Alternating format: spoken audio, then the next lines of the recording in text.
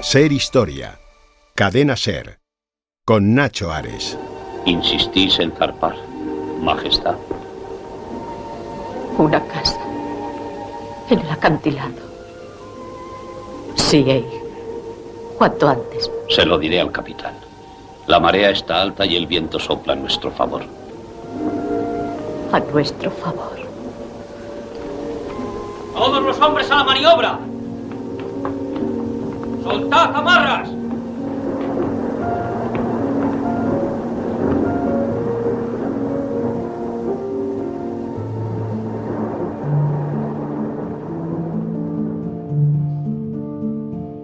Escuchamos un fragmento de la película Cristina de Suecia, una película del año 1932 protagonizada por la divina, casi, Greta Garbo, en donde se nos propone un personaje absolutamente transgresor desde el punto de vista histórico, desde el punto de vista social, desde el punto de vista sexual.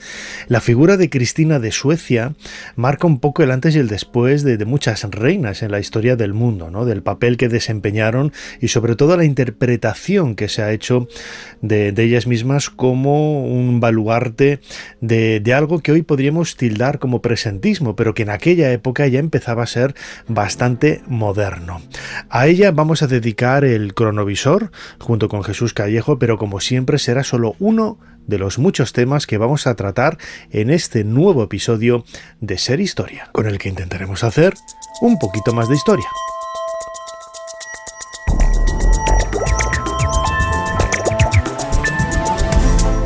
Bienvenidos a Ser Historia. Cristina de Suecia va a ser la protagonista de la primera parte del programa. Vamos a viajar a Oslo, a Suecia, a Italia, a Roma, a París, a muchos lugares en donde estuvo esta mujer tan fascinante del siglo XVII.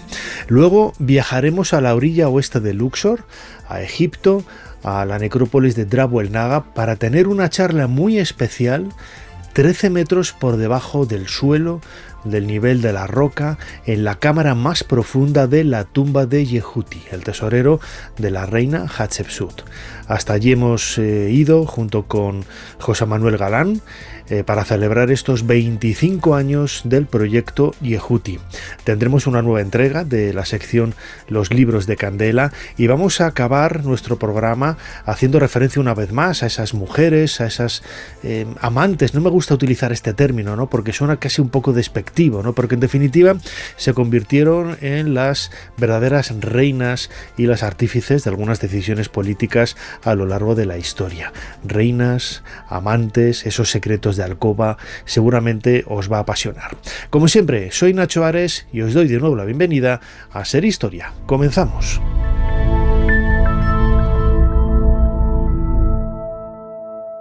Sigue a Ser Historia en las redes sociales.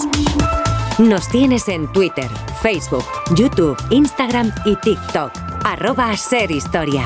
Y también puedes suscribirte a nuestra newsletter mandándonos un correo a serhistoria@cadenaser.com.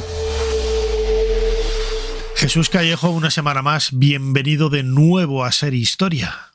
¿Qué tal, Nacho? Pues aquí estoy, presto y dispuesto y con la pelliza para ir a la Europa del Norte, que creo que hace frío. Bastante frío, lo conozco bastante bien. Suecia, he estado en 4 o 5 ocasiones y tengo que volver ahora a Estocolmo de nuevo, y es cierto, es un país muy bonito, pero también muy frío. Y vamos a hablar en esta ocasión de una reina, Cristina de Suecia. Llevamos varios cronovisores hablando de mujeres y varios temas también en el programa vinculado a ellas, a reinas, a nobles. Sisi Urraca, primera de León, la semana pasada era una mujer, una reina transgresora. Podemos decir lo mismo de Cristina de Suecia, pero pues casi 500 años después, ¿no? Sí, así es. Yo creo que es una reina icónica, ¿no? Se podría decir también. También con una personalidad fuerte, por eso también ha pasado la historia, ¿no? Porque, bueno, ha tenido muchas vicisitudes que ahora iremos comentando, pero claro, está considerada también como un icono dentro de la comunidad LGTBI. Ella era homosexual, en fin, tuvo relaciones, ¿no? con varias mujeres, eso es un hecho contrastado, y claro, y una mujer que nace en un país que era paladín del luteranismo. O sea, de hecho, su padre, Gustavo Adolfo II de Suecia, pues era luterano, pero vamos, de estos totalmente convencidos. Y esta mujer, esta reina, con el tiempo se convierte al catolicismo. Imagínate, ¿no? Lo que supone y sugiere todo eso. Que una reina de esos estados nórdicos, que eran protestantes, en este caso luteranos, pues se convierta al catolicismo. El cual, claro, para los católicos aplaudían con las manos y con las orejas. Pierde el trono y con el tiempo, para que veas tú lo que son las paradojas, está enterrada ni más ni menos que en el Vaticano junto con una serie de papas. Así que bueno, estamos hablando de que era una reina que intentó conseguir independencia a toda costa porque no le gustaba reinar y se dio cuenta de, en fin, de lo que lo rodeaba y dijo yo me largo de aquí. De hecho estuvo muchísimo tiempo viviendo en Roma. Y sobre todo, y eso es muy importante destacarlo, también por considerarse mecenas de muchos artistas. Ella tenía mucha afición por las artes, por la ciencia, por la cultura, y cuando va a Roma se convierte en una mecenas, dejando una huella imborrable en muchas de las instituciones que se crean allí, y siempre en aras de fomentar la cultura y fomentar el conocimiento. Así que bueno, todo esto es lo que hace que esta reina que pateó prácticamente toda Europa, ¿no? Desde Estocolmo hasta París, pues hizo que dejara huella. Y entre otras cosas, porque cuando deja de ser reina, se viste con pantalones.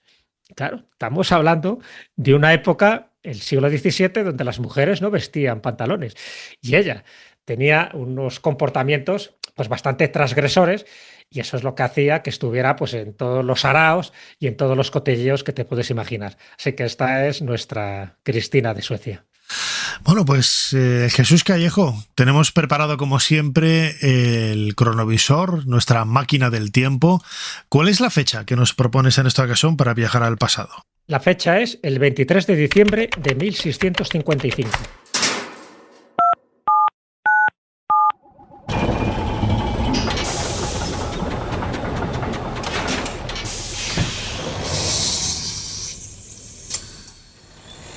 Adelante, pasen. Jesús Callejo les está esperando junto al cronovisor.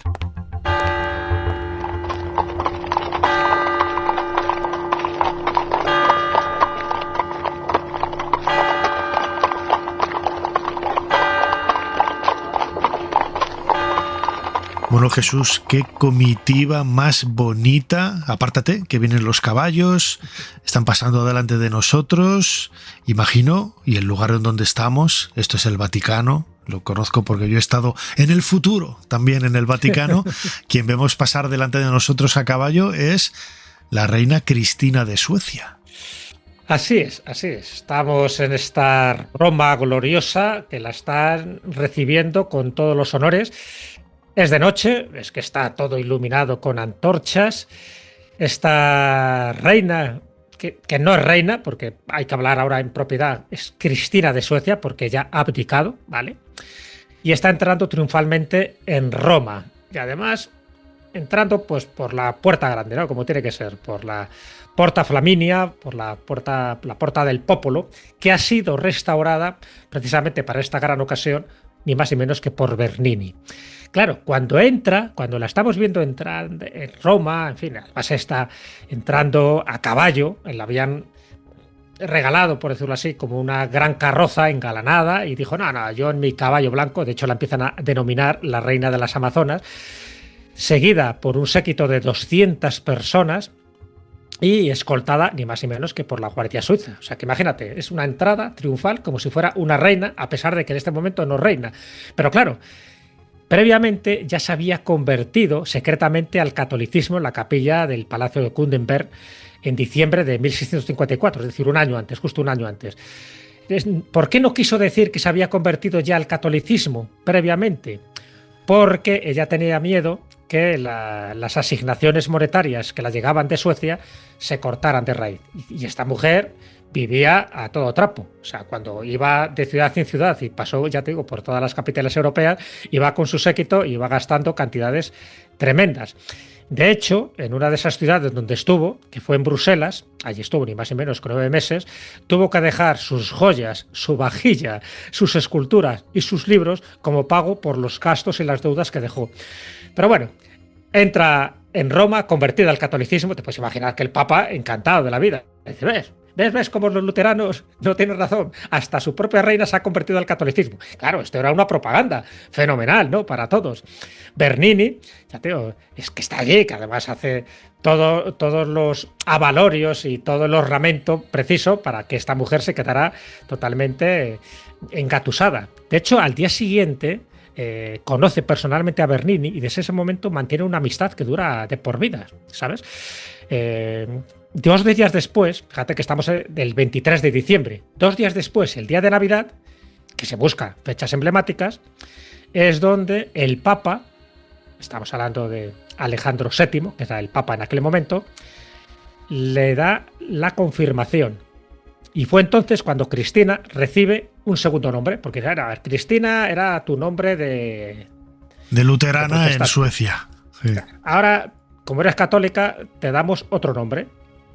¿Qué nombre le dan? Pues Alejandra. ¿Por qué? Porque ¿quién es el Papa? Alejandro. Evidentemente no se escornaron demasiado a la hora de buscar un nombre adecuado. Y desde ese momento yo creo que es importante porque la coronan simbólicamente en una fastuosa ceremonia, ¿no? En la Basílica de San Pedro, en el Vaticano, y tiene ya un periodo, bueno, relativamente tranquilo en Roma, porque es verdad que hay un mecenazgo cultural. Su llegada a Roma consolida el papel, en fin, como centro cultural, ¿no? de artistas, de pensadores, de científicos, y convierte a la ciudad en un foco, precisamente, de esos, de los mejores y de los mayores intelectuales. De hecho, ella la dan como palacio para vivir el Palacio Farnesio, ¿no? Que perteneció al duque de Parma. Entonces allí vive, imagínate, ¿no? Con todos los lujos que te puedes imaginar. Y cada miércoles abre el palacio a los poetas y a los intelectuales para discutir y, bueno, pues para hablar, ¿no? Una especie de tertulia muy, muy literaria. Hasta el punto de que en el palacio crea la Academia de la Arcadia, donde los participantes podían disfrutar de música, de teatro, de literatura, en fin, todo esto. ¿Cuál era el problema? Que esta mujer derrochaba a manos llenas. Y ni el Papa, ni nadie de los que estaban en Roma en aquel momento lo veían con buenos ojos. Entonces, bueno, pues a partir de ahí surgen también sus críticas, no ven con buenos ojos su vestimenta, su forma de comportarse, cómo dilapida prácticamente cualquier dinero que le entra, y ahí es donde entra también su otra parte, ¿no? Su parte más oscura, que es esa forma de vivir como si no hubiera un mañana, cosa que para un católico del momento pues tampoco lo veía con buenos ojos. Recordemos que Cristina de Suecia nació en Estocolmo en 1626, moriría en 1689 ya en Roma, y desde los inicios ella siempre mostró pues una voracidad intelectual, en el sentido de que las personas que estuvieron a cargo de su formación dejaron, ¿no?, constancia de las ganas y la curiosidad que tenía esta joven, esta muchacha, aprendiendo no solamente cosas que podríamos decir que una reina dedicada pues a la política, a la diplomacia, pudiera aprender, como idiomas, etcétera, no, también materias quizás más singulares y que nada tenían que ver en principio con lo que se esperaba de un monarca, que era la astronomía, ¿no? De ahí vemos un poco esa inquietud de Cristina de Suecia por las ciencias y el saber, ya siendo muy, muy cría, ¿no? Muy joven. Sí, la astronomía y la astrología y, en fin, todo ese tipo de ciencias más o menos marginales, pero que también la interesaban muchísimo. Pues que es verdad que tuvo una educación muy esmerada, fíjate, pero la educaron como un rey, no como una reina. Es cierto que también hereda el trono muy joven, ella tiene 6 años cuando su padre muere en una batalla. Estamos hablando dentro del contexto de la Guerra de los 30 años, ¿vale? La Guerra de los 30 años, que duró desde 1618 a 1648. Entonces, en una de esas batallas de los luteranos contra los católicos, muere su padre, Gustavo Adolfo II, y entonces ella hereda el trono, pero claro, tiene 6 años, evidentemente no tiene capacidad para hacerlo. Y entonces es cuando, durante todo ese tiempo, preparándola, ¿no?, para cuando ella cumpla la mayoría de edad, es cuando la enseña esgrima, equitación, caza del oso, porque ya la encanta, ¿no?, ir a la caza del oso. Y de hecho también se da cuenta de que la cultura es fundamental, ¿no? para establecer unas bases sólidas en un reino. Entonces ella estudia de todo, como tú bien decías, política, historia, filosofía, idiomas, ella sabía griego, hebreo, árabe, estudia matemáticas y por supuesto tiro, en fin, equitación, como te decía, y todo lo que se le ocurriera. Para ella la sabiduría era uno de los pilares del reino. ¿Qué ocurre? Que cuando cumple los 18 años, en 1644, se le permite gobernar por derecho propio, aunque su coronación como tal tardaría unos años más y al final es cuando se empieza a dar cuenta de las virtudes, de los honores, pero también de los sinsabores que tiene reinar. Hay un momento clave que es importante destacar antes de que ella abdique y se marche, ¿no? Cuando ya se harta y dice, mira, ahí os quedáis. Pero hay un momento clave, precisamente por su interés por la filosofía. ¿A quién nombra como maestro, como tutor, para que le enseñe filosofía? ¿A quién? A Descartes. Wow. A Descartes. El más grande de la época, claro. Claro, o sea, a ver, ella puede elegir, tiene dinero.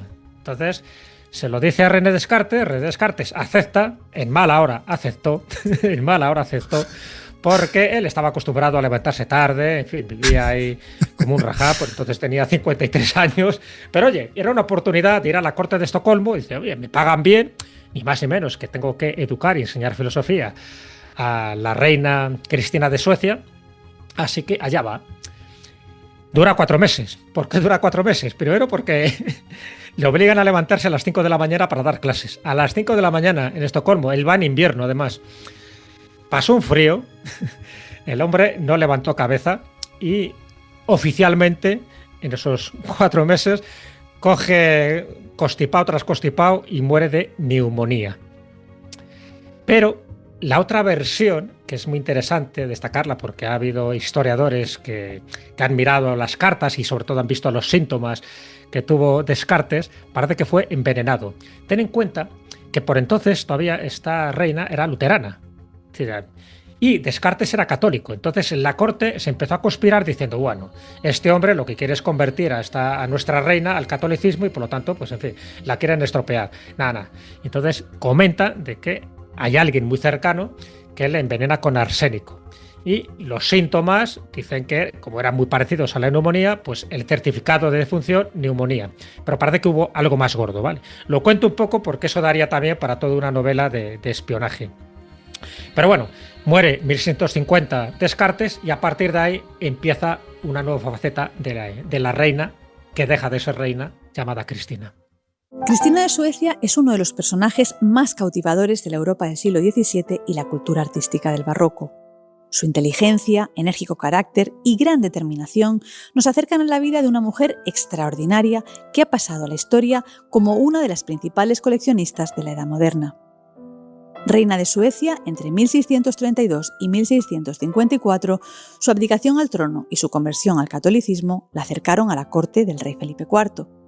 La reina buscaba entonces el apoyo del rey español, al que obsequió con alguno de los retratos más imponentes de la soberana y con piezas tan valiosas como las tablas de Adán y Eva realizadas por Alberto Durero que conservamos en el Museo del Prado. Gracias a la mediación del monarca, Cristina de Suecia cultivó buenas relaciones con el papado, que la recibió con una entrada solemne en Roma en 1655 y le permitió establecer su residencia en esta ciudad como monarca soberana sin reino. Instalada en el Palacio Riario, su pasión por la cultura de la antigüedad la llevó a reunir en sus salas una de las colecciones de escultura más célebres y apreciadas del momento. En 1724, gran parte de estas obras fueron adquiridas por los reyes Felipe V e Isabel de Farnesio para decorar el Palacio de la Granja de San Ildefonso y hoy conforman el conjunto más valioso de escultura clásica del Museo del Prado.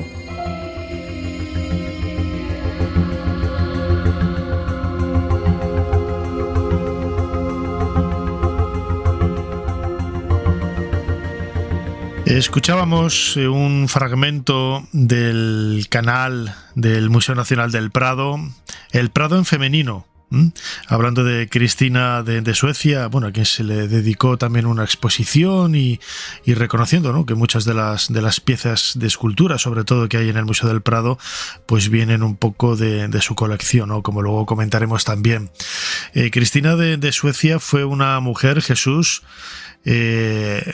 quizás es un personaje mucho más conocido. La semana pasada hablábamos de Urraca I de León, que es un personaje absolutamente desconocido, pero quizás también por la película de Greta Garbo, creo de los años 30, de 1933, donde ya incluso se ven esos primeros detalles de homosexualidad, que en aquella época en la historia del cine pues fue también bastante transgresor.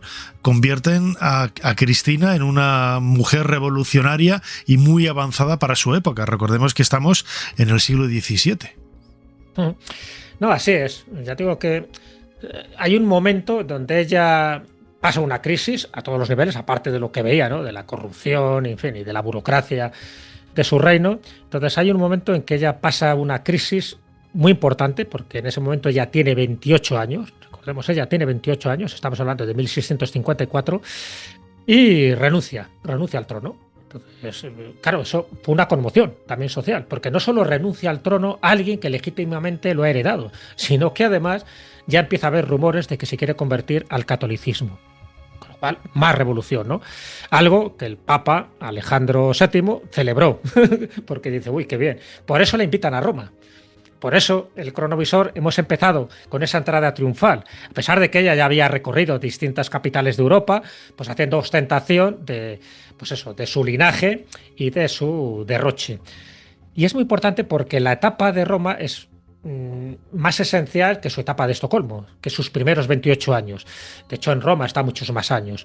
Y en Roma es donde ella despliega todas sus habilidades, todos sus conocimientos, todas sus ganas de aprender, y que otra gente también se enriqueciera con esos conocimientos, y así como hizo con Descartes, que al pobre pues se lo cargó, al final pues quiso hacerlo con otros, pero con unos horarios un poco, en fin, más bonancibles, ¿no?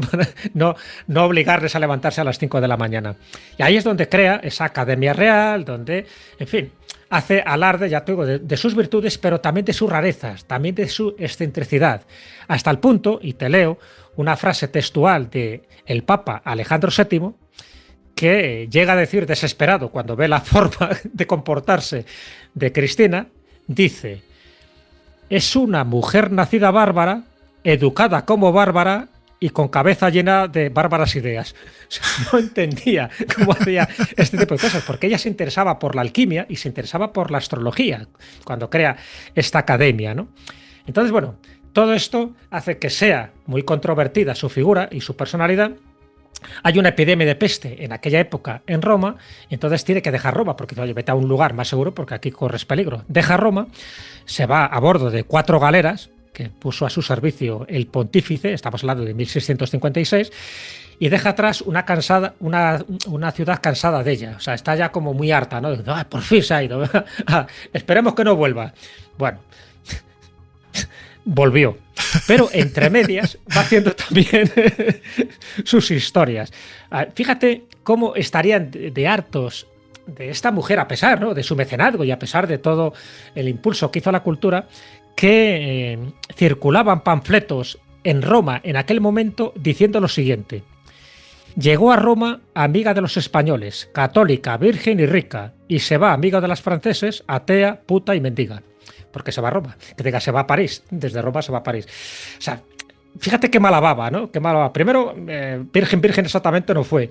Y segundo, ni atea, ni puta, ni mendiga, todo lo contrario. Pero era ya las malas lenguas que no le gustaban cómo esta mujer se comportaba socialmente con los romanos. Fíjate, Jesús, que muchos de esos aspectos despectivos, de los calificativos que se empleaban en la época, están relacionados pues, con algunas de las cosas que ella promovía, ¿no? El teatro, el baile, que eran como artes menores o artes artes un poco casi abyectas, ¿no? Que se dedicara al mundo del teatro pues era como un trabajo menor, no era tan reconocido. Es de ahí que muchas obras de grandes autores pues sean anónimas o no se publicaran, o lo podemos encontrar con William Shakespeare, con Marlowe, con un montón de autores, ¿no? Era un entretenimiento, bueno, pues así de consumo rápido que no requería mayor reconocimiento artístico, y quizás por todo ello, ¿no? Por ese vínculo que tenía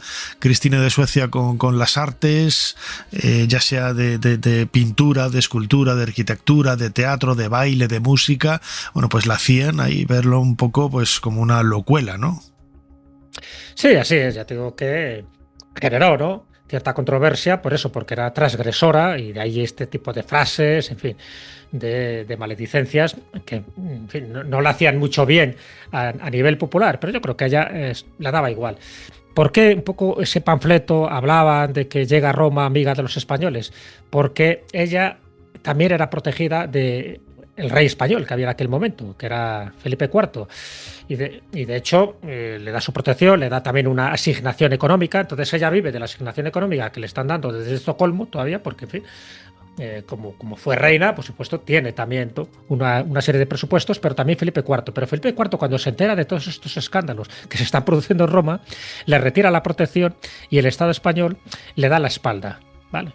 Sus problemas económicos empiezan a ir a más, su salud también empieza a resentirse, y su primo, que es el nuevo rey de Suecia, también le corta los fondos, ¿no? De hecho, ella siempre tiene la esperanza de que su primo, el que hereda el trono, al final acabe muriendo, porque tiene una salud bastante delicada. Dice, bueno, si muere, seguro que los suecos me volverán a llamar a mí y yo volveré como reina, pero como reina imponiendo esta vez mis principios y mis límites, ¿no?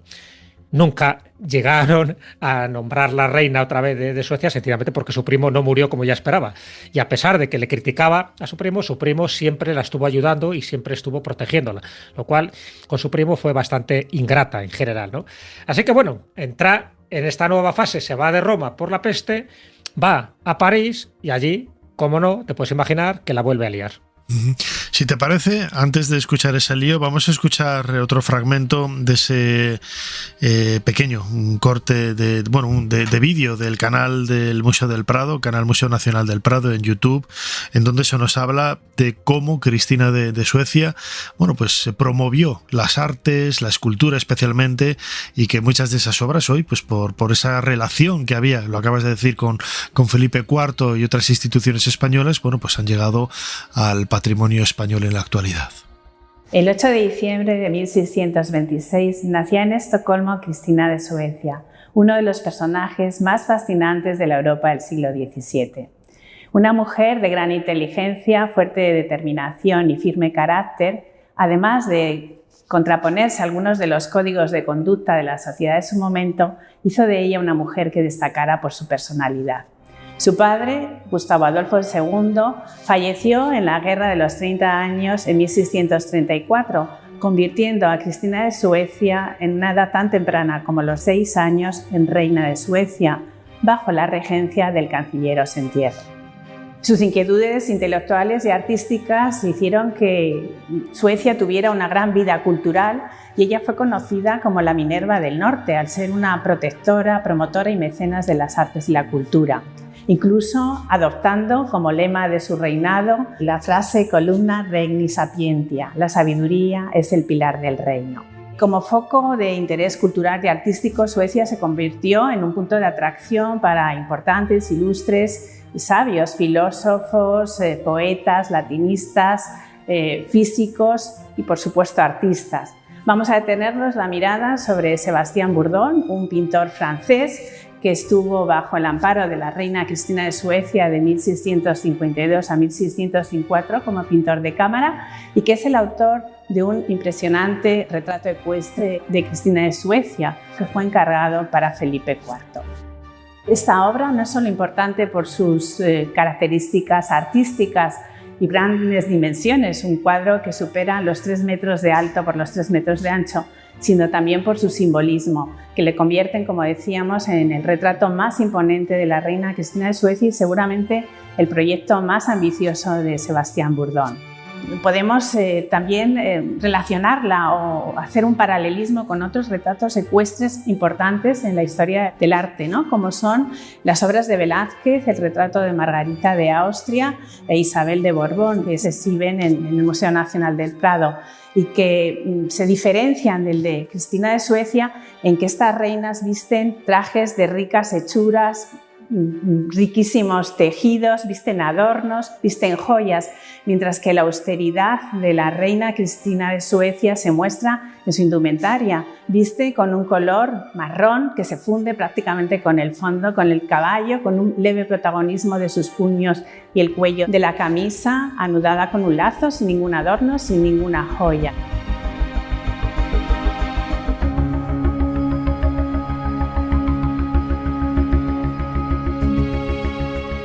Jesús Callejo, crononauta, comentabas antes que allá donde iba la buena de Cristina la liaba. A veces tendemos a idealizar los personajes históricos, ¿no? Y decir, bueno, una mujer transgresora, valiente, era homosexual, hay que apoyarla y tal por el contexto, pero, joder, es que también hay gente raruna, ya sea homosexual o no, ¿no? O sea, una cosa no quita la otra, ¿no?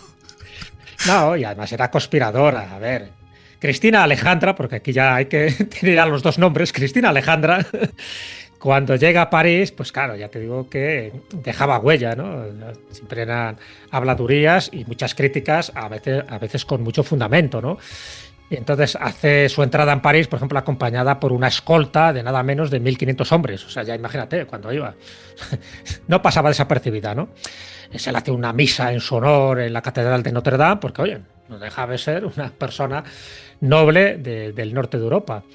Pero aquí es donde ocurre otro de esos episodios, en fin, donde se ve también la personalidad de Cristina Alejandra. ¿Cuál es el episodio? Aparte de que ya se comentaban sus amoríos que había tenido con diversas mujeres, ¿no? Bueno, pues el primer ministro de Francia, en aquel momento, que era Mazarino, ya le sorprende un poco la forma de ser, pero le sorprende sobre todo la propuesta que le hace a Mazarino. ¿Y sabes qué propuesta le hace? Dice que ella está dispuesta a liderar un ejército para conquistar el reino de Nápoles, que por entonces pertenecía al rey Felipe IV, para conquistarlo para Francia. O sea, le está proponiendo ni más ni menos que a Mazarino y por lo tanto a Luis XIV que ella puede y tiene la capacidad de liderar un ejército para reconquistar ni más ni menos que el reino de Nápoles. Claro, como España le había quitado su asignación, pues dice, pues ahora os vais a enterar. Y entonces, claro, esto cuando lo escuchas se queda sorprendido. Y esta mujer, ¿por qué se mete en este tipo de líos y de berenjenales? ¿Vale? Bueno, el hecho es que se lo comentan al rey, a Luis XIV, y dice, vale. Y el rey, yo creo que por llevarle la razón, dice, venga, yo te lo concedo, ¿no? Entonces Luis XIV le promete un ejército de 4.000 hombres, además de la financiación necesaria para esa expedición. Y además incluso se produce o se pronostica, ¿no?, una fecha para ese desembarco, una determinada fecha. O sea que en principio todo encajaba. La fecha era febrero de 1657. Pero todo indica de que el rey se lo comenta un poco, pues eso, para no llevarla a la contraria, para decirle, sí, tú pídeme cosas, pero no te voy a dar un ejército en la vida. Y el hecho es que al final se produce también una epidemia de peste en esa zona y ella tiene que volver a Roma. Pero cuando vuelve a Roma, también, bueno, está un poco entre Roma y París, ¿no?, en función de dónde estaba más segura ella, ¿no?, donde los efluvios pestilentes no la afectaran. Pero hay un momento en que ella se entera de que ha habido un traidor en ese plan, porque ese plan se supone que era secreto, no es más ni menos que quedarse, ¿no?, con el reino de Nápoles. Y se entera que el marqués de Monaldesco es el que la había traicionado porque había informado a Felipe IV de sus intenciones. Y Cristina de Suecia ordena inmediatamente su ejecución, lo que constituye una falta de respeto a la autoridad de Luis XIV, porque el que tiene que mandar esa ejecución es el propio rey, no ella. Y a partir de ahí encontronazo con Mazarino y con Luis XIV, como diciendo, ¿quién eres tú para decir que a este hombre le ejecutemos? ¿Que ha sido un traidor? ¿Que ha desvelado tus planes? Sí, por bocazas, porque lo has ido contando a más gente. Entonces, bueno, para que veas un poco también el momento y la sensación que ella vive tensamente en Francia hasta el punto de que dice, bueno, yo me voy a Roma, que por lo menos allí me critican, pero me tratan mejor. Y vuelve otra vez a Roma y está ese último periodo de su vida en Roma. Ella fallece en una edad que la vemos con los cánones actuales, pues relativamente joven, con 60 y pocos años, 62 creo. Ella fallece el 16 de abril del año 1689 en Roma y su legado, Jesús, ya para ir acabando, es grande, ¿no? No solamente por esas obras de arte que ella promocionó y que ella patrocinó, sino por, lo comentábamos al principio y en el comienzo de este programa, esa película de Greta Garbo del año 1933, las otras versiones que se han hecho, novelas, cine, música. Es una mujer que ha inspirado, ¿no? Que ha inspirado quizás aparte de por todas esas maldades o esas conspiraciones que pudiera haber en su cabeza, no dejaba de ser un personaje atractivo para el lector y para los herederos de su cultura, ¿no? Sí, claro, a ver, es un personaje muy novelesco, como te puedes imaginar. Yo estoy contando solo, pues nada, pequeños aspectos de su vida, porque se metió en muchos más líos, en muchos más escándalos, y además, ya te digo, ella se acostaba con mujeres, pero es que también se acostó con el cardenal Azzolino, o sea, que no tenía ningún tipo de reparo, y era católica y apostólica romana. Pero bueno, es cierto que en los últimos años ella tuvo muchas dificultades económicas, tuvo también muchos problemas de salud, pero se puede resumir un poco todo, pues que era una mujer excéntrica, en fin, a la vista está, una mujer independiente, una mujer egoísta, una mujer ambiciosa, una mujer amante del arte, amante de la cultura, y apasionada en todo lo que hacía, tanto en las artes como en el amor, como en la guerra, ¿no? Si lo hubieran dejado. Y cuando muere, y aquí es lo interesante también, esto un poco para terminar, ella es enterrada con honores en la Basílica de San Pedro, lo cual también generó cierta controversia y cierta polémica, porque no es lo habitual. De hecho, ella deja todas sus posesiones a Azzolino, a este cardenal, que tenía más que amistad. Y su cuerpo es embalsamado, es exhibido en público durante 4 días y la entierran en las grutas del Vaticano. En las grutas del Vaticano solo hay 4 mujeres, solo 4 mujeres. Y te digo cuáles son.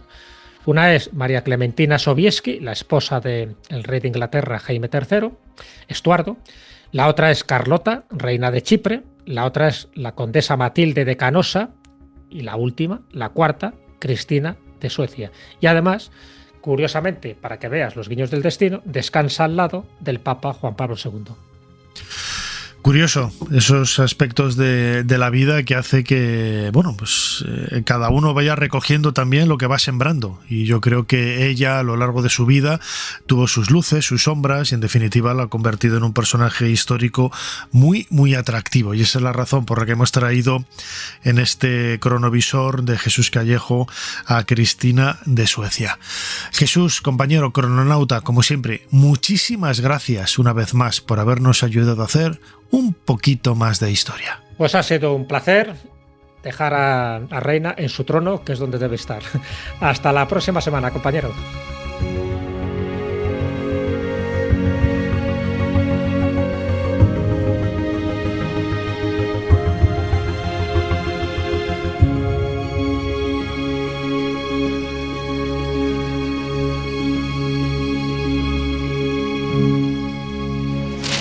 Extra, extra. La Gioconda ha desaparecido del Louvre. La Gioconda en poder de una banda de traficantes de arte internacional. Extra, extra. El Louvre pierde la obra maestra de Leonardo da Vinci. Tú sabes el valor que tienen. Sé el valor que tienen. Y también sé de dónde vienen, Guillaume. Por eso, precisamente, tenemos que deshacernos de ellas lo antes posible. Ser Historia con Nacho Ares. Todo lo que quisiste saber de la historia, la madrugada del sábado al domingo, en la cadena SER. Voy bajando de uno en uno los peldaños de las escaleras del primer tramo del Pozo de Yehuti. San Manuel Galán me espera acá abajo. Bueno, esta es una escalera totalmente vertical, muy segura, pero toda una experiencia.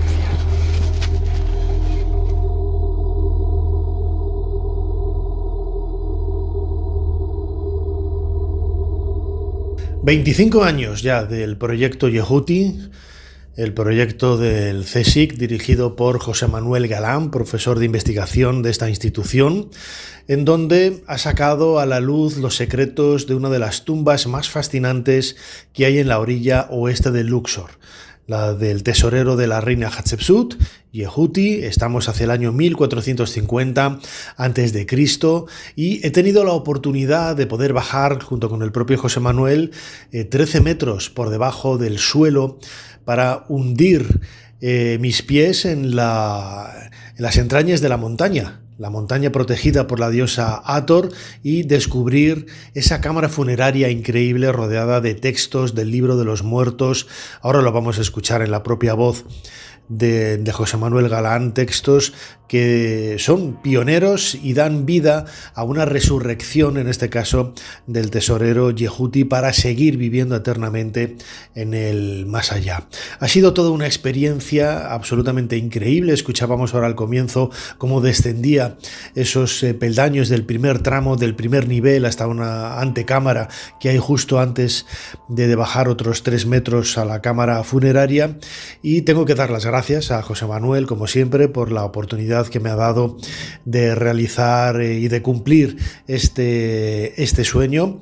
Os recomendamos a todos que entréis en la página web del Proyecto Yehuti, proyectoyehuti.com, donde vais a tener toda la información de esta última campaña, cómo poder colaborar con el proyecto, que también es muy importante, y desde luego conocer los detalles de este trabajo ya desde hace un cuarto de siglo. 25 años lleva José Manuel Galán trabajando en la orilla oeste de Luxor. Vamos a escuchar la conversación que tuve con él precisamente allí abajo, casi 12 metros por debajo del suelo de la montaña tebana.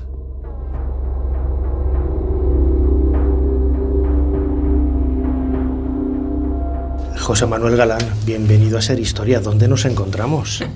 Pues nos encontramos en un sitio muy especial, que es la cámara sepulcral de Yehuti. Estamos a 13 metros bajo tierra dentro de su tumba, excavada en la roca de la montaña, y es el lugar que Yehuti planificó para pasar su vida eterna. Yo recuerdo una vez, cuando descubristeis la cámara hace muchísimos años, estamos a punto ya de celebrar, ¿no?, esos 25 años de misión, la emoción, ¿no?, que te embargó el momento junto con Ray Sali de llegar aquí y encontrar algo que yo creo que no esperabais, ¿no? Sí, bueno, eso es lo bonito de la arqueología, es que es una sorpresa tras otra, y por muchas ideas que te hagas, hipótesis, luego la realidad te lleva por sitios insospechados. Entonces la parte de arriba de la tumba de Yehuti estaba llena de escombros. Nos llevó 5 años liberar la caída de esos escombros y empezamos a excavar arriba. Descubrimos la entrada al pozo, tuvimos que excavar los 8 metros de bajada del pozo, luego la antecámara, luego el segundo pozo de 3 metros, ¿no? Y cuando por fin alcanzamos la cámara sepulcral, los primeros en arrastrarnos hasta aquí fuimos el Ray Sali y yo. Y un momento muy emocionante, y me acuerdo perfectamente cuando entramos el Rais y yo. El Rais esperaba que iba a ser la versión Tutankamón de un noble tebano, y la cámara estaba vacía, estaba llena de escombros, llena de piedras que se habían caído del techo, pero no estaba el ataúd ni estaba el ajuar. Ali empezó a despotricar contra sus paisanos antiguos. Lo roban todo. Y yo me acuerdo con la linterna empecé a enfocar a las paredes y al techo. Le digo, pero mira, Ali, si está todo escrito, ¿no? Y me acuerdo que el Rais Ali, que no sabe leer escritura antigua, se dio perfectamente cuenta de la importancia de lo que acabábamos de encontrar, ¿no? Y además, hay una foto muy bonita del equipo cuando salimos del pozo por primera vez, que sale Ali con los ojos vidriosos, y ese es el momento de sonriendo, el momento que refleja lo que acabábamos de descubrir, ¿no? Además, desde el punto de vista filológico, que tú eres filólogo, es un texto maravilloso porque, lo comentábamos ahora antes de comenzar la grabación de esta charla, es quizás el texto del libro de los muertos que todos los egiptólogos tenemos un poco en boca siempre, pero esta es la primera referencia que hay de algunos pasajes, de algunos capítulos. Sí, la verdad es que es un hallazgo para los egiptólogos, desde luego, muy importante, porque mucha gente te pregunta, pero no has encontrado el ataúd de Yehuti, la momia de Yehuti. Y digo, bueno, no tenemos su cuerpo, no tenemos su ataúd, pero tenemos su espíritu y tenemos su intelecto, tenemos su idea del más allá y su idea de la vida después de la muerte. Eso es mejor que tener físicamente. La momia nos hubiera hablado de cuántos años vivió Yehuti, cómo era físicamente, qué enfermedades pudo padecer. Pero en realidad esto nos habla de su mentalidad, de su personalidad, mucho más interesante. Y esta es una de las versiones más antiguas del Libro de los Muertos. El Libro de los Muertos comienza a redactarse a finales de la dinastía XVII, comienzos de la XVIII. Al principio se hace sobre los vendajes de las momias, sobre los sudarios, y escribiendo sobre tela es difícil hacer una redacción extensa. Por eso las primeras versiones del Libro de los Muertos suelen ser escuetas y sin viñetas. Después de Yehuti se pone de moda escribir el Libro de los Muertos en papiro, y eso ya le da a los escribas la posibilidad de hacer composiciones más largas y decorarlas con viñetas. Entre los sudarios y los papiros, Yehuti escribe el Libro de los Muertos en las paredes y en el techo, ¿no? Eso le da a los escribas la posibilidad de hacer una versión muy larga, es de las versiones tempranas más largas que se conocen, y además le permite al escriba, al estar el texto escrito en las paredes y el techo, jugar con las 3 dimensiones y ubicar los capítulos según su contenido en la parte de abajo de la pared o en el techo. Por ejemplo, los capítulos contra las picaduras de escorpión o de serpiente se escriben en la parte baja de la pared, mientras que los capítulos que se refieren al cielo, al conocimiento de las almas del cielo, se escriben en el techo. Eso es algo también muy único. Una de las virtudes también con que cuenta el Libro de los Muertos, en este caso, y sobre todo redundando en la figura de Yehuti, él era tesorero de la reina Hatshepsut, pero también era un sabio, podríamos decir casi que era un filósofo, una persona muy preocupada por todo aquello que estuviera rodeado de textos y vinculado a textos antiguos, ancestrales. Sí, bueno, eso es lo bonito, la suerte que hemos tenido de ocuparnos de la tumba de Yehuti ha sido que Yehuti, además de ser supervisor del tesoro de la reina Hatshepsut, es decir, como su ministro de Hacienda, ser supervisor del ganado de Amón, ser supervisor de los trabajadores que decoraban las partes más importantes de los templos que se estaban construyendo en aquel momento, él se veía a sí mismo como un campeón de las letras escritas, ¿no? Y decora su monumento desde la fachada hasta la cámara sepulcral, donde estamos ahora nosotros, todo pensando en exhibirse como escriba, ¿no? Aunque hay escenas figurativas, ¿no? Pero es la primera tumba donde se hace hincapié en el texto escrito. Y la cámara sepulcral es una pasada. O sea, él se quiere literalmente vivir eternamente envuelto en texto, que eso es la idea. Escribir las 4 paredes y el techo es para que él estuviera envuelto en los textos de por vida, ¿no? Eso es por eso es tan bonito lo que se nos ha conservado, ¿no? Porque nos refleja muy bien su mentalidad, ¿no?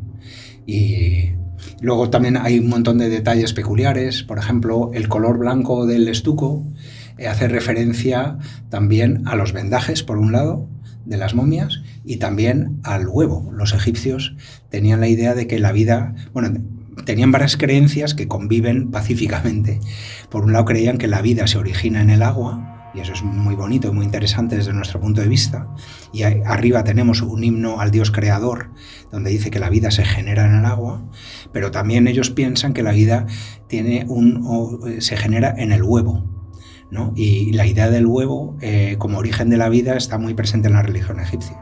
Entonces, envolviéndose en las letras escritas sobre blanco, Yehuti se rodea de él como si fuera un gran sudario y evocando la idea del huevo que te va a posibilitar renacer en el más allá.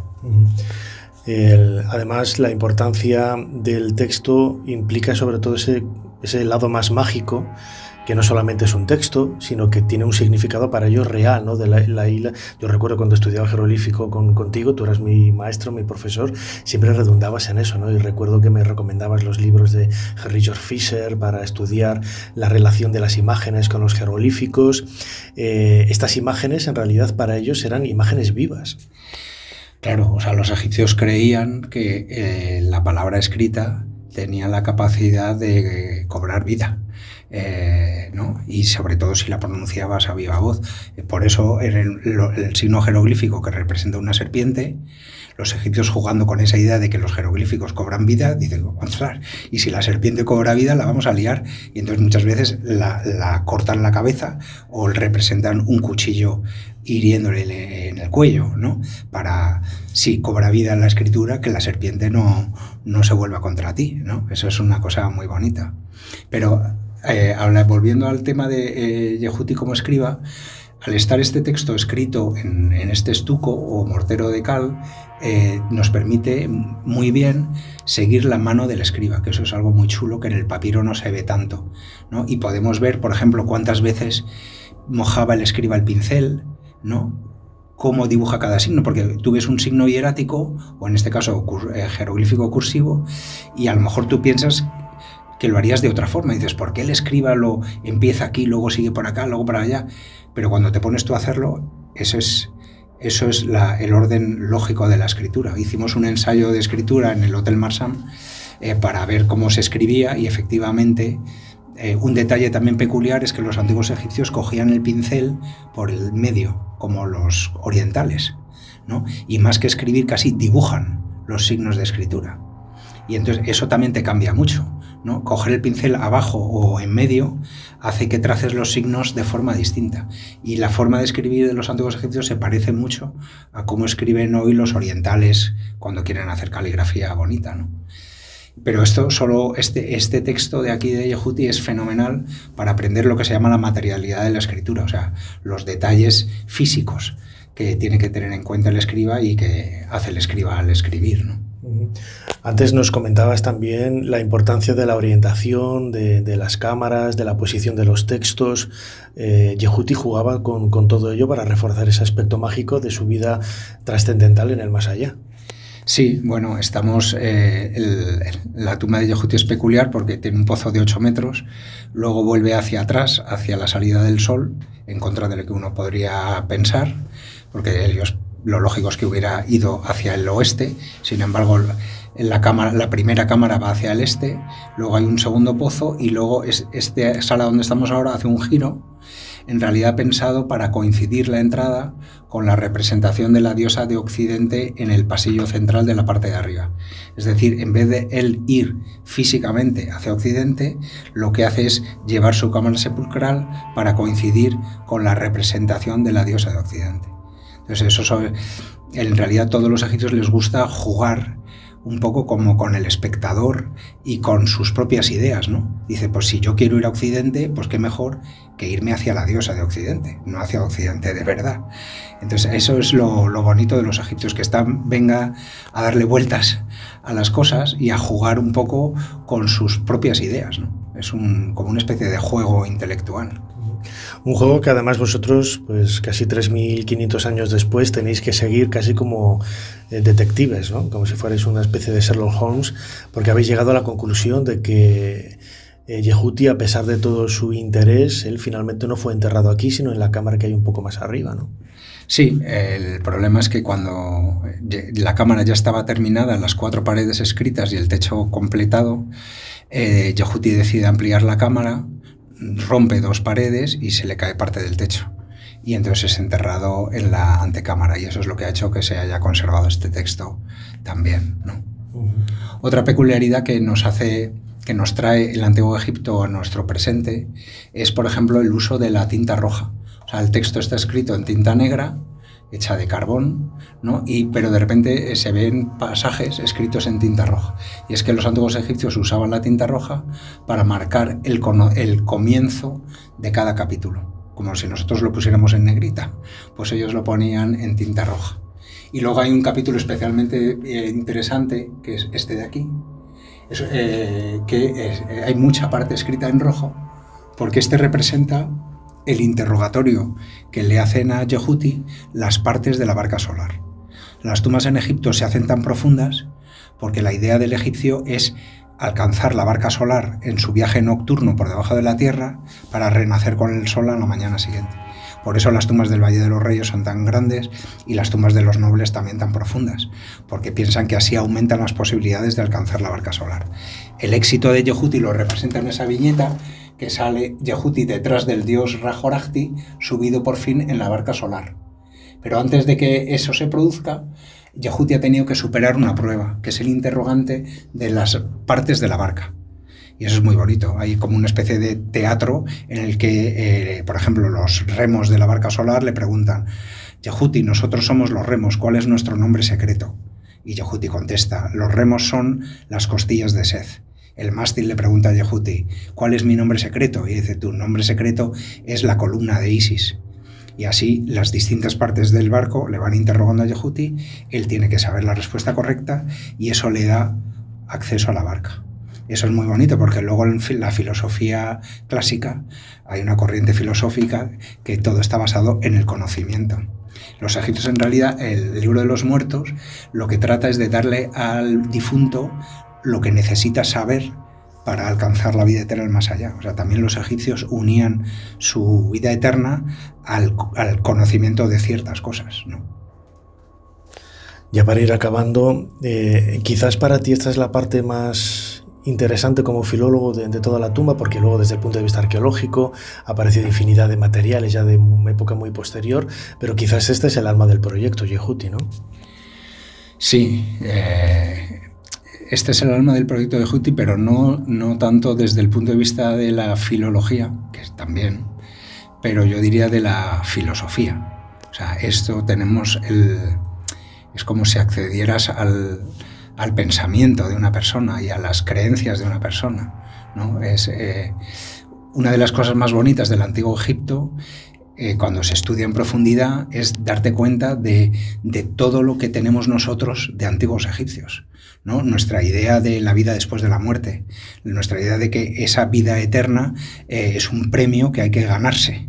Y por un lado se lo gana uno haciendo buenas acciones en tierra, los principios morales que estaban en Egipto presentes desde la época de las pirámides, ¿no? Hay inscripciones a lo de las pirámides, tú lo sabes bien, que dice: yo di de comer al hambriento, di de beber al sediento, di ropa al desnudo, fui un padre para el huérfano, un marido para la viuda, crucé en barca a quien no tenía barca.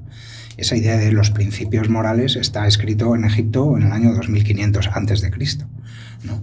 La idea, como digo, del juicio final, la vida en el más allá, todo esto hace que los antiguos egipcios no sean seres ajenos a nosotros. Mucha gente te pregunta: ¿y por qué estudiamos el Antiguo Egipto? A mí qué me importa el Antiguo Egipto.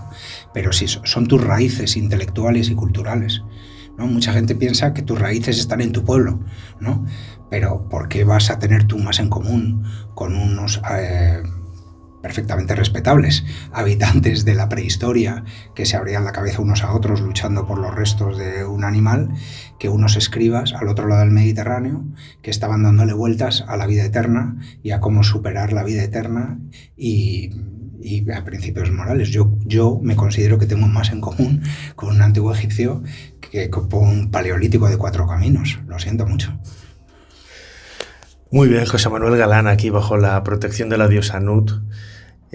Todo un lujo, ¿no?, estar aquí en la cámara funeraria de Yehuti. Como siempre, muchísimas gracias por habernos ayudado a hacer un poquito más de historia y enhorabuena por todos esos años, 25 años ya excavando aquí en el proyecto. Bueno, gracias a ti, Nacho. Tú casi estás a punto de cumplir 25 años en la radio y gracias por la labor que haces de divulgación de la historia, que es muy, muy importante. La educación, los políticos a veces no se dan cuenta, pero la educación es nuestra salvación. O sea, todo al final tiene la solución en la educación. El otro día me preguntaban por el patrimonio, si Egipto protege bien a su patrimonio. Es imposible proteger bien al patrimonio, en España igual. Y la solución para protegerlo es educar, implicar a las comunidades locales, enseñarlas y que ellos indirectamente lo valoren e indirectamente lo protejan, ¿no? Y todo, cualquier tema, la solución está en la educación. Y creo que es muy importante que le demos la importancia que se merece. Y entre ellos, desde luego, más la historia, por supuesto. Desde luego. Lo dicho, muchísimas gracias, José Manuel. Hasta otra, Nacho.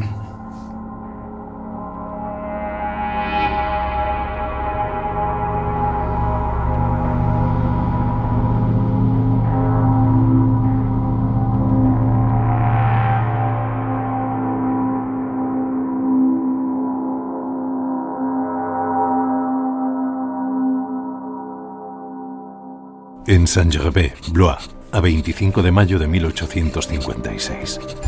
Empiezo hoy con estas líneas mis memorias, las memorias de un mago y un humilde aspirante a científico. Si el lector me lo permite, voy a conducirle por algunas escenas de mi vida, servirle de cicerone, y para evitarle la fatiga, haré de modo en mi calidad de exbrujo que su viaje y visita se ejecuten sin cambiar de sitio.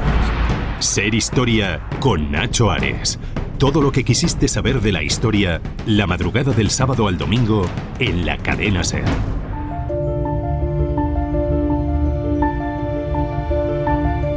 Continuamos en Ser Historia, pasamos de página en nuestro particular libro de historia. ¿Cuántas veces habré dicho ya esta frase en estas 17 temporadas? Pues muchas, ¿no? Y siempre lo hago cada vez que entramos en alguna sección, en un bloque nuevo. En esta ocasión retomamos los libros de Candela. ¿Con quién? Con Candela. Candela, bienvenida de nuevo a Ser Historia. Hola, Nacho. En esta ocasión nos traes dos propuestas, una muy humana y la otra muy extraterrestre, casi, ¿no? Historia de la moda y un libro dedicado a la historia, ¿no? O lo que es la descripción del universo, ¿no? Sí, bueno, te voy a contar primero, te voy a hablar del de historia de la moda. Perfecto.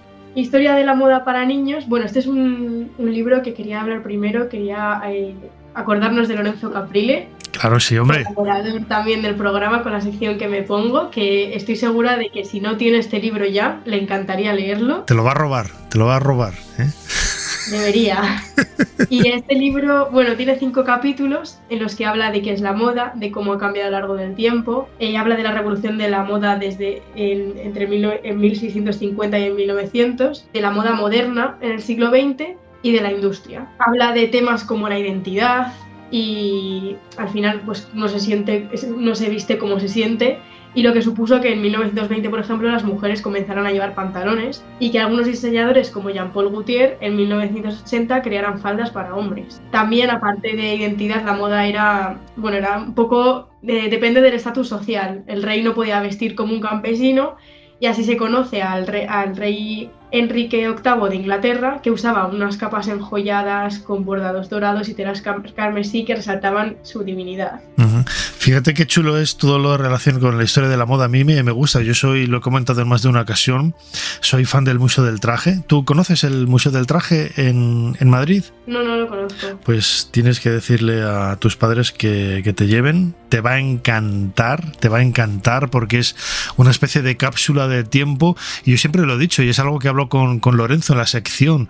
Lo bonito que tiene la historia del vestido, de la moda, del traje, es que son cosas tan humanas que han llevado personas, que es algo que seguimos haciendo. Un cuadro es hermosísimo, es bellísimo, te transmite una historia, te cuenta una historia, pero un traje es una identidad, lo que decías ahora, una forma de pensar, una forma de vestir. Y este libro, Historia de la moda para niños, publicado por Blume, que no lo hemos dicho, de Celia Joyce y Dennis Nordraft, yo creo que acercan un poco, ¿no?, a ese aspecto más humano, ¿no? Tiene un montón de dibujos también fantásticos para recrear toda la moda de estos 4 últimos siglos, ¿no? Sí, que menciona también la influencia que han tenido sucesos como la Revolución Industrial o la influencia del glamour de Hollywood en la década de 1930, que fue anterior a la depresión financiera mundial previa a la Segunda Guerra Mundial, y que también influía un montón en la gente, en su forma de vestir, en lo que se estilaba en aquel momento y lo que podía comprar cada uno, porque también no todo el mundo podía llevar según qué prendas. Y esto es un poco todo lo que nos cuenta este libro. Cuenta algunas curiosidades, como que algunas prendas tradicionales se llevan usando siglos, como por ejemplo el kimono en Japón, que se sigue utilizando a día de hoy, y es una prenda que lleva muchísimos años. No ha cambiado nada, ¿no? Ni el diseño, bueno, el diseño sí, un poquito a lo mejor, pero vamos, lo que es la prenda sigue siendo la misma, sí.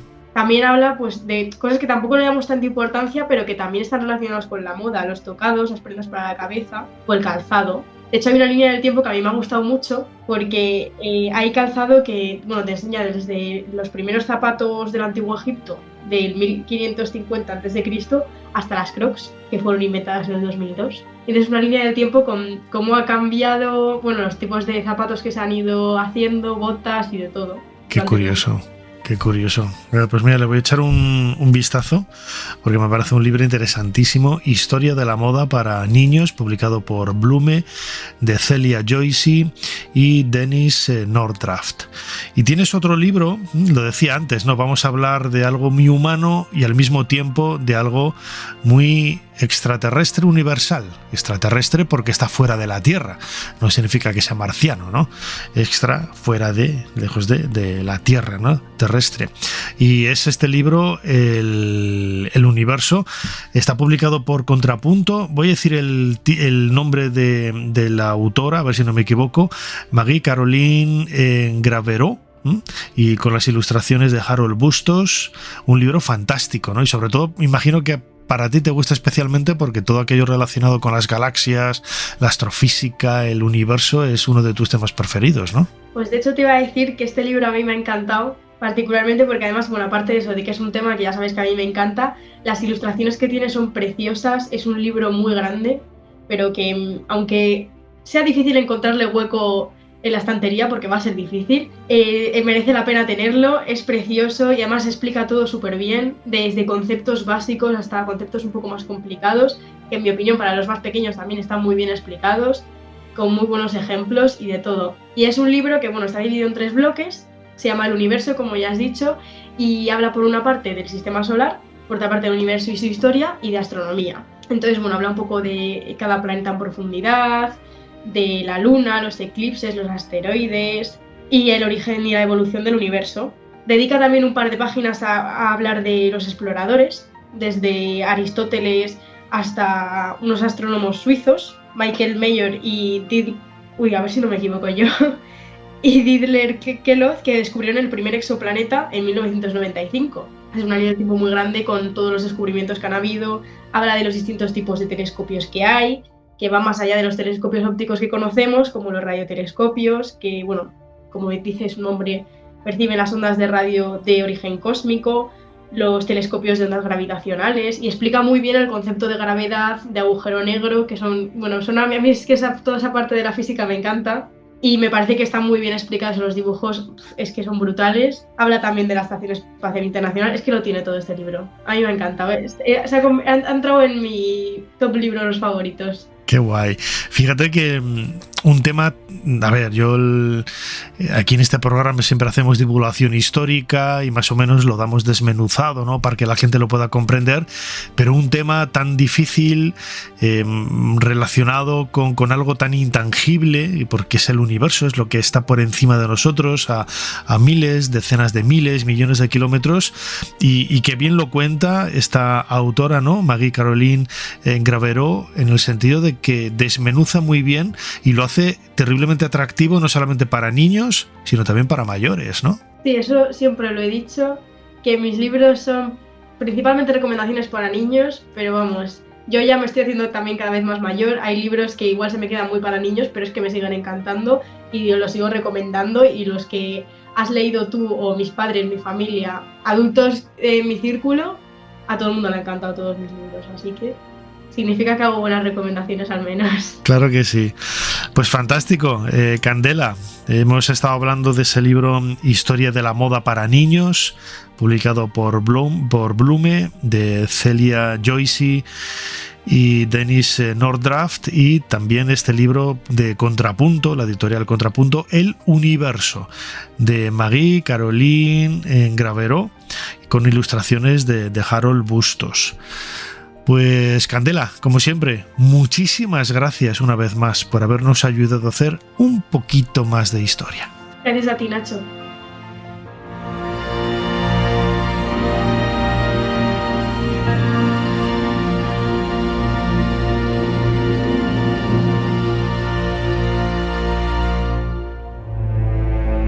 Me han llegado rumores en el harén de que Ramsés está intentando apartarte de la sucesión al trono y colocar en tu lugar a tu hermanastro. Si es así, se confirman mis sospechas más sombrías, algo que no estoy dispuesta a consentir. El viejo Ramsés no es consciente del peligro que corre. Ser Historia con Nacho Ares. Todo lo que quisiste saber de la historia, la madrugada del sábado al domingo en la cadena SER. Creo que con la documentación de que disponemos, sí. Porque indudablemente el matrimonio de Enrique IV con Blanca fue disuelto por una sentencia dictada por persona que no tenía capacidad para ello. Nunca fue confirmada por el Papa y por consiguiente tampoco hubo nunca una dispensa para el segundo matrimonio. Somos bastantes los que creemos que la heredera legítima era Juana la mal llamada, la Beltraneja, que en realidad era Juana de Castilla y le usurpó el trono a Isabel. Era la legítima hija de Juan II de Castilla y en ese sentido es una mujer, una persona con legitimidad dinástica directa por vía masculina, que es lo que prevalece. Pues yo me temo que no tenía ninguna legalidad, ninguna legitimidad para llegar al trono. Lo que pasa es que ella se la construyó, la legalidad, para hacerse con la herencia de su hermano Enrique a costa de su sobrina Juana.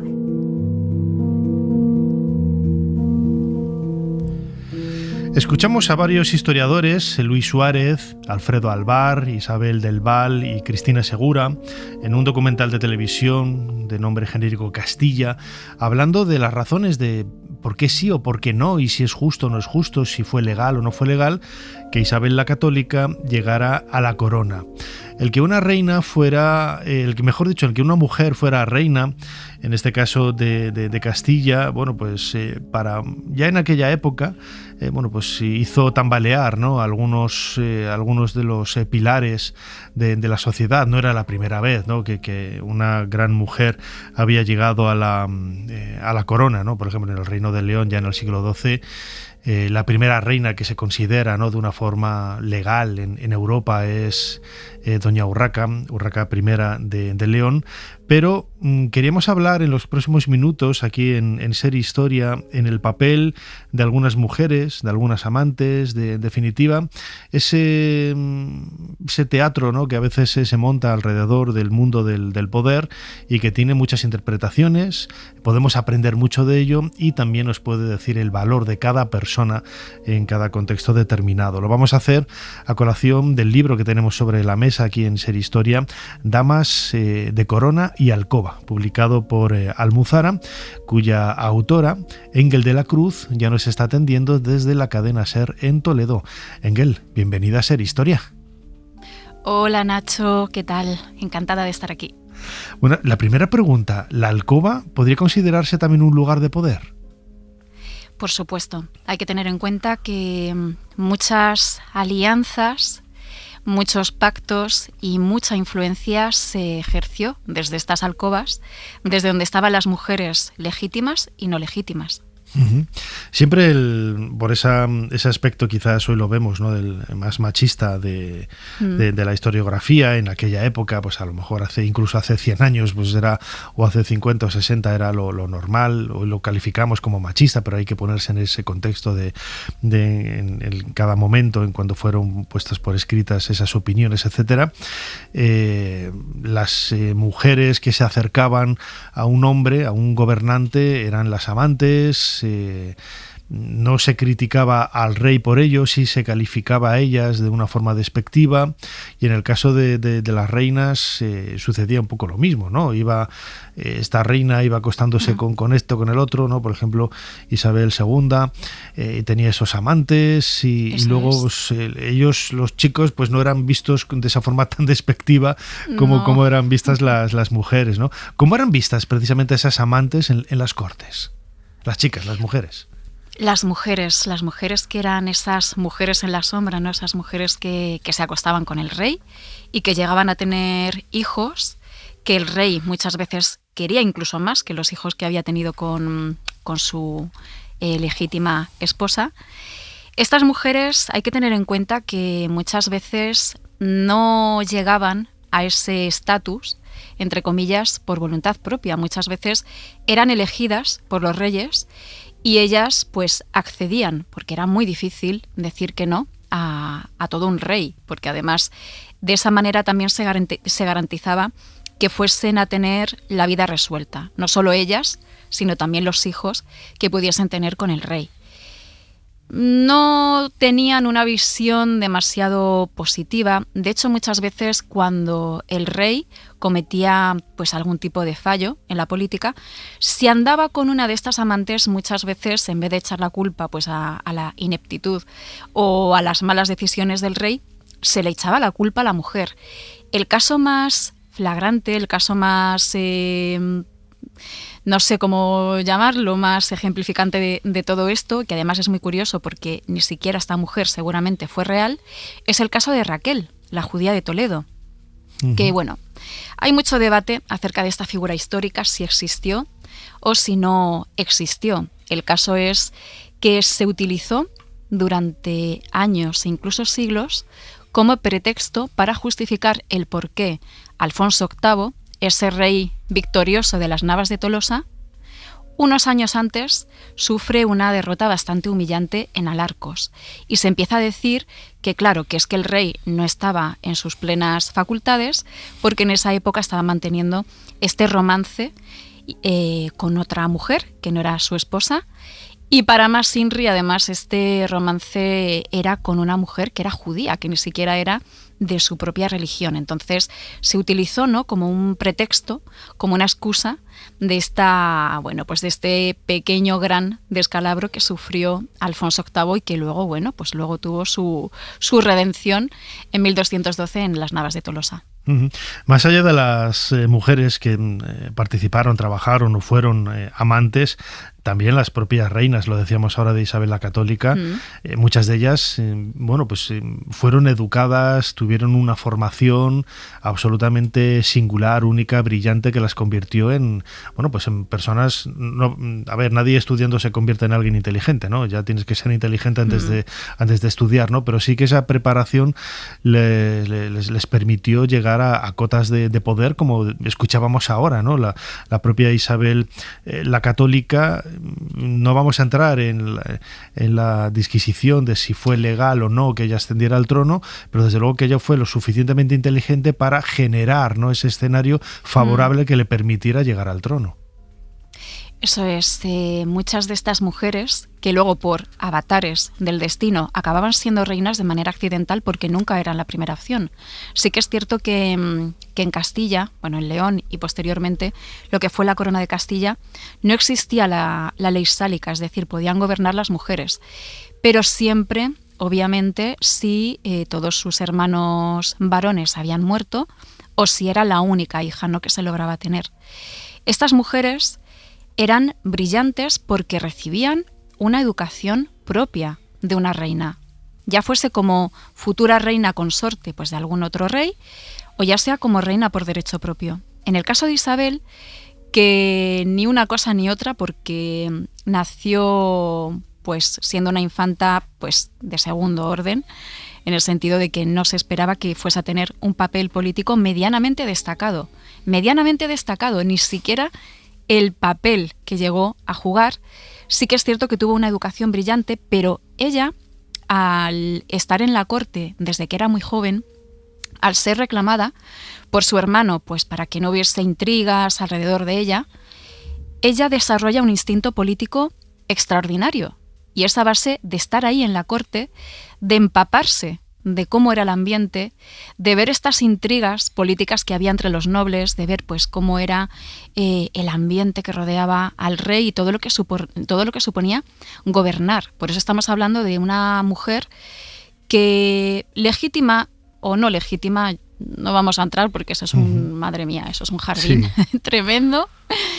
Pero sí que es cierto que supo ver la posibilidad de hacerse con el poder y desde luego nadie, una vez que ella llegó al trono, nadie cuestionó ese poder. En tu libro hablas de varias reinas, entre ellas Isabel la Católica, también Isabel de Valois, que era un matrimonio de compromiso, donde quizás Isabel de Valois llega aquí con apenas 15 años, no tenía ni la formación ni las aptitudes quizás que pudiéramos ver en mujeres como la mencionada Isabel la Católica. Hablas también de la princesa de Éboli, de Mariana de Austria. Tendemos siempre al presentismo, ¿no? Lo decía yo antes, decía que eran unos machistas. En aquella época lo tomaban porque era lo que había, ¿no? Pero de todas estas mujeres, ¿cuál te parece, con esa visión moderna que nosotros tenemos de la historia, cuál precisamente, valga la redundancia, era la más moderna de todas? Una mujer transgresora y avanzada a su época. Pues podrían ser muchas. Estamos hablando efectivamente de mujeres que precisamente no se conocen tanto por el presentismo que ha invadido la historia durante siglos y siglos, y me atrevería a decir que incluso hoy en día en algunos sectores sigue predominando ese presentismo. Pero si nos quitamos todos los complejos, si nos quitamos todas esas visiones arcaicas, yo creo que precisamente la más adelantada a su época fue la primera reina que existió no solo en territorio hispánico, sino en toda Europa, que fue, como bien has dicho anteriormente, la reina Urraca I de León. Ella sí que supo transgredir todo, porque vivió como quiso. Sí que es cierto que acató 2 matrimonios que ella no quería, primero con Raimundo de Borgoña y luego el famoso matrimonio que desembocó en una serie de guerras que fue con Alfonso, el batallador de Aragón. Pero al margen de eso, ella tenía amantes, no los ocultaba. De hecho, con su último amante, con Pedro de Lara, llegó a tener hijos, incluso. Y en ese sentido, ella actuó como si fuese un hombre, en el sentido de que actuó como si fuese un rey varón gobernante, ¿no? De estos reyes que decíamos antes, que bueno, que no estaba mal visto que tuviesen amantes y que podían hacer un poco su vida fuera del matrimonio. Y en ese sentido es algo muy revolucionario. Y más si tenemos en cuenta que estamos hablando de una época muy temprana en la historia. Entonces, en ese sentido, estamos hablando, por cierto, del siglo XII. En ese sentido, desde luego, fue muy transgresora y fue muy adelantada a su época. Además, solemos ver en muchos libros de historia, incluso actuales, ¿no?, utilizar calificativos como mujer ambiciosa, ¿eh? Y, joder, ¿qué pasa? Que ellos no eran ambiciosos. Vaya. O sea, lo damos por hecho, ¿no? Como nosotros los chicos no somos ambiciosos, lo tenemos todo de cara. En cambio, si una mujer, ¿no?, intenta, como la princesa de Éboli, ¿no?, que yo es un personaje que he estudiado mucho, siempre se la ha calificado de absolutamente todo por intentar colocar a sus hijos, convertirse en reina madre, casando a una de sus hijas con el heredero del trono de Portugal. Todo eso era como, joder, la tía aquí, una trepa, una ambiciosa y tal, sí. pero claro, es que los hombres podían hacer lo mismo, ¿no? Y yo creo que era algo natural, ¿no? Esa calificación de ambiciosa es algo que también llama mucho la atención en mujeres que realmente, pues hay que verlo en el contexto, lo daban todo por su estirpe, por su familia y en ocasiones por sobrevivir, y eso tenemos que entenderlo como algo normal. Sí, totalmente. Pero fíjate, yo creo que en ese sentido no hemos evolucionado tanto, es decir, el término ambicioso, cuando se emplea para un rey, siempre tiene una connotación positiva, ¿no? Porque es un rey que siempre quiere más, siempre quiere lo mejor para su reino, siempre está como con la mira puesta más allá. Y sin embargo, cuando hablamos de una reina o de un amante, o incluso la princesa de Éboli, que no fue ni reina ni amante, pese a que, bueno, pues muchos han querido ver ahí un romance. Sí, con Felipe II. Extraño con Felipe yo no II. me lo creo. No, que va. Broma, no cuadran las fechas, para desde empezar, luego. Y luego, pues bueno, no cuadra la historia. Con este tipo de mujeres, cuando se las califica de ambiciosas, ya enseguida estamos pensando, pues a lo mejor en mujeres que se aprovechan de su condición para alcanzar una meta, ¿no? Pues usando sus armas de mujer, como podríamos decir. Pero yo creo que incluso hoy en día, si pensamos en nuestro día a día, creo que ahí no hemos cambiado tanto. Hablamos de un político, por ejemplo, ambicioso, y pensamos que es alguien que es competente. Pero si hablamos, por ejemplo, de una mujer que se dedica a la política, y pongo este ejemplo pues porque por seguir con el mismo ejemplo, y la calificamos como ambiciosa, ya ahí hay como un componente negativo, ¿no? Es como marimandona, sí. Siempre tiene ahí como un halo de negatividad, y eso pues obviamente es algo que espero que con los años se vaya superando, pero no lo tenemos tan superado. Desde luego, sí, costará hacerlo, desde luego que sí. ¿Qué fuentes has utilizado para hacer este libro, ¿no? Porque muchas de esas historias no vienen en los grandes relatos, en ocasiones hay que leer entre líneas, en algunas cartas, en menciones. Imagino que el trabajo de investigación y de formación para poder hacer este libro, Damas de Corona y Alcoba, publicado por Almuzara, ha tenido que ser apasionante, ¿no? Ha sido apasionante, ha sido maravilloso, muy gratificante muchas veces, porque he encontrado datos que no esperaba encontrar, porque pensaba que no se conocían. Y ha sido también pues bastante duro en el sentido de que muchas de estas mujeres, porque yo empiezo en la época de los visigodos y sigo con toda la Alta Edad Media, todo lo que supone la pérdida de información, y que son siglos que son en ese sentido oscuros, en otros sentidos no. Pero en el tema de las lagunas documentales son bastante complicados de hablar acerca de esas épocas. Entonces ya estamos hablando no solo de recurrir, de utilizar las grandes monografías temáticas que tenemos sobre estas reinas, que hay muchas además.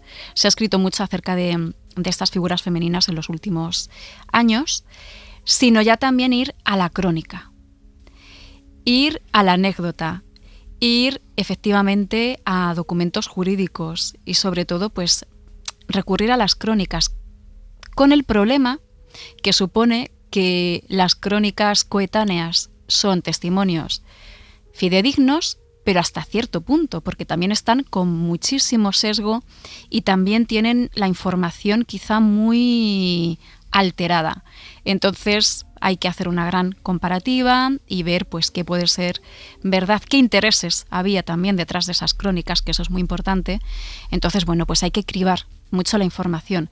Y por supuesto, para temas menores, por así decirlo, para reinas quizá con un componente más local, estamos hablando, por ejemplo, del reino de Pamplona, que luego será el reino de Navarra, estamos hablando del reino de Asturias.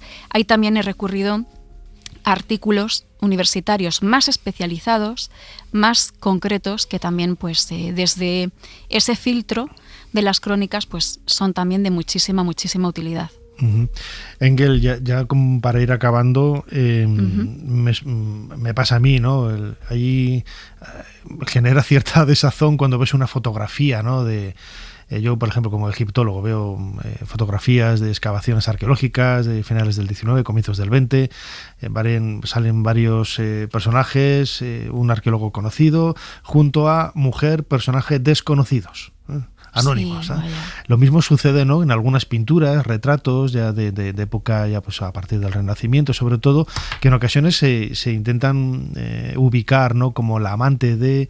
y claro, es una mujer que no tiene nombre. Imagino que muchas de estas mujeres, por desgracia, no tendrán ni siquiera una referencia ni en documentos, ni en crónicas, ni en cartas, ni nada, porque era, bueno, pues el comportamiento en sí mismo que ellas realizaban era algo secreto, oculto, y no hay absolutamente nada de información de ellas, y han pasado a la historia en una hoja en blanco, ¿no?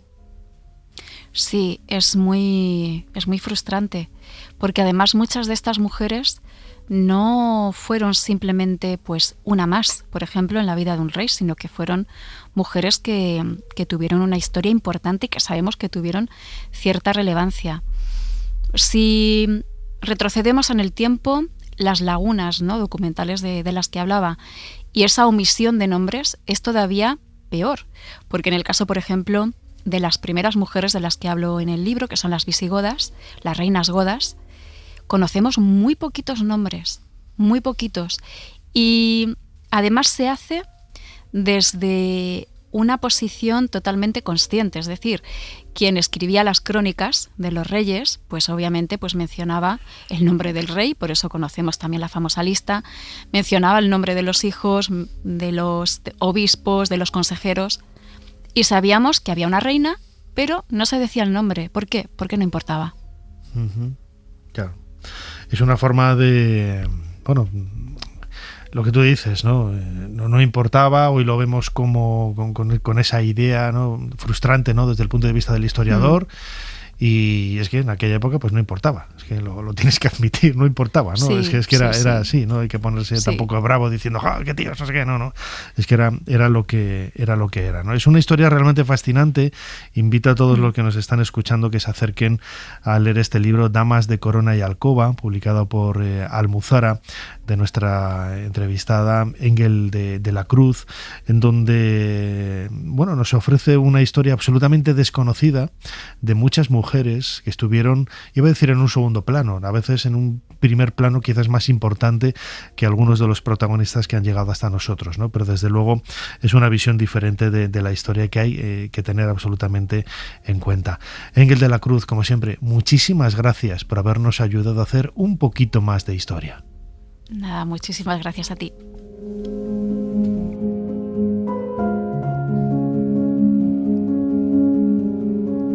Para no perderte ningún episodio, síguenos en la aplicación o la web de la SER, Podium Podcast o tu plataforma de audio favorita.